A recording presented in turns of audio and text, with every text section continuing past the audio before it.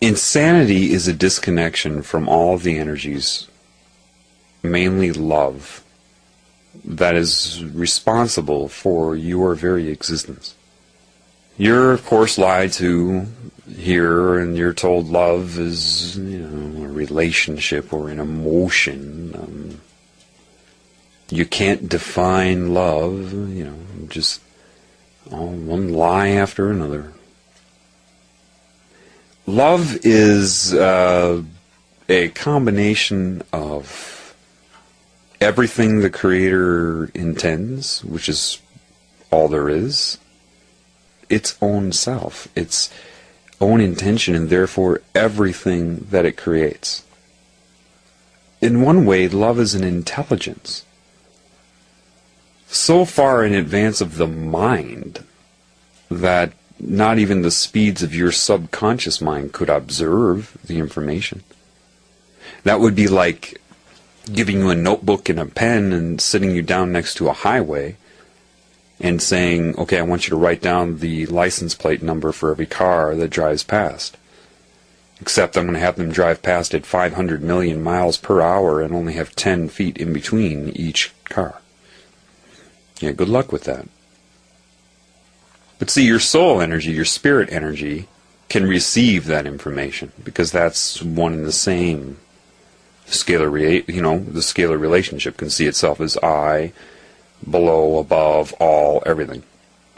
So it can interpret that, and then that interacts with your mind. The way the Creator will work with you is kind of like teamwork, where, if you're throwing sandbags in preparation for a hurricane, you hand it to one person and hands it to the other person and hands it to the other person, that type of thing. That type of interaction right now in this existence is kind of how that works. And love is so advanced that people, that type of instantaneous knowing, it's kind of like, again, I have to use a movie to give you a visual idea, but in the first Matrix, when they hook Neo up to his combat training and says, get ready, and then just downloads it into his head, and he's like, whoa, I know Kung Fu, that type of thing. Yeah, that's kind of what love is, but even faster than that.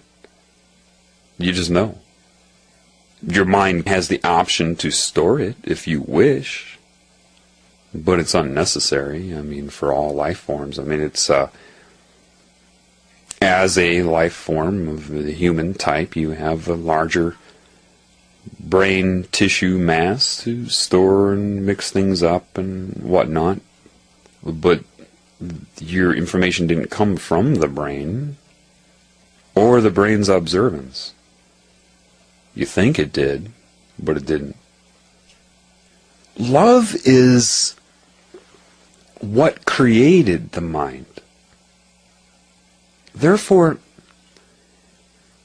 love cannot serve the mind, which is, what the people who are the consciousness that's running this planet knows. So that's why you're taught that you have to pursue love. Make love work for you. That's impossible. So you won't access love. You'll access replacements that they tell you is love. Magnetic attraction. Addiction to being in a relationship. Why are breakups so hard for you all? Because you're addicted to the person's presence. You have entrainment of vibration. Spend enough time with a person, you start to get on the same frequency, and then an exchange of energy. It's an addiction, just like an addiction to anything else. You need them to verify your own existence and vice versa. None of that is love.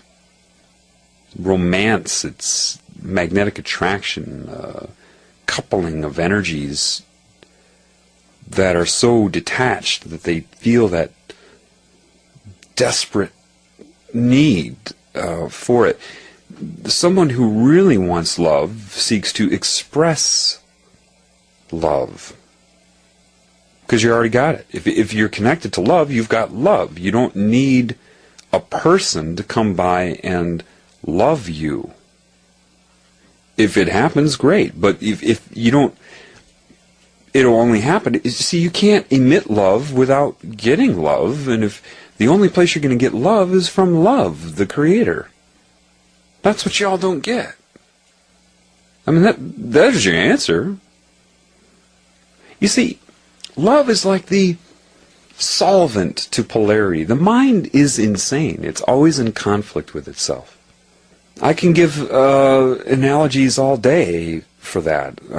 People don't understand how I can go up to wild animals and coexist with them. I'll go into the forest and be a group of deer, and my presence is acknowledged. I can go lie down next to them, not to impose upon them. I don't go up and try to pet them. I don't, I'm aware and they know it. See, they don't need to assess it. They don't need to go read a book about humans to know what they're dealing with. Why do you think most animals bolt when you come by? Because they see you are detached.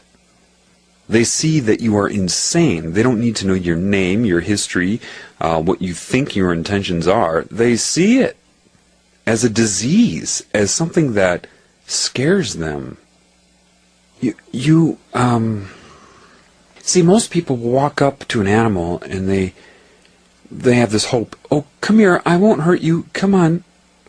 They have this hope that the animal will come, so they're trying to pursue that hope. But the hope in a binary, polarized mind would have to be offset by a belief that it will not come.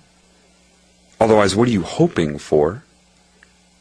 And that duality, that insanity, is being broadcast at the animal simultaneously.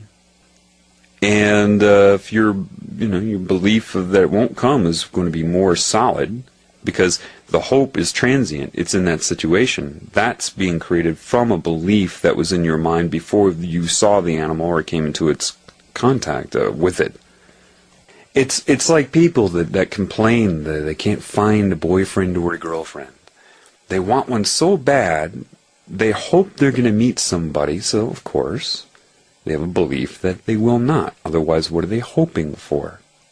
So they'll buy a certain type of perfume, or maybe go shopping to get better outfits. So all these procedures that are built upon the hope. Maybe they'll run into somebody that's magnetically opposite to them in their charge. It never works out, right? Forcing it that way. But then you'll hear people say, well, gosh, you know what, though?